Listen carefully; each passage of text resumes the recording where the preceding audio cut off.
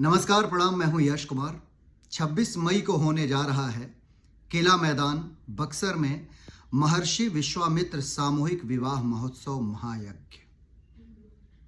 मैं आप सभी से अनुरोध करता हूं कि आप सभी भारी मात्रा में आएं। इस सामूहिक विवाह में जिस वर और वधू का विवाह हो रहा है उसे अपना आशीर्वाद दें, अपना स्नेह दें, अपना प्यार दें, ताकि ये विवाह महोत्सव यादगार बन जाए। और कल्लू बाबू, क्या कहूँ मैं, इस नेक कार्य के लिए अरविंद अकेला उर्फ कल्लू, आपको कोटि कोटि धन्यवाद बाबू। और आपके साथ साथ हमारे जो ओम जी यादव और उनकी टीम इस नेक कार्य को अंजाम दे रही है, उसके लिए आप लोग साधुवाद के पात्र हैं, बधाई के पात्र हैं। दिल से धन्यवाद। आप सभी से एक बार आग्रह है कि ज़रूर आए। Thank you.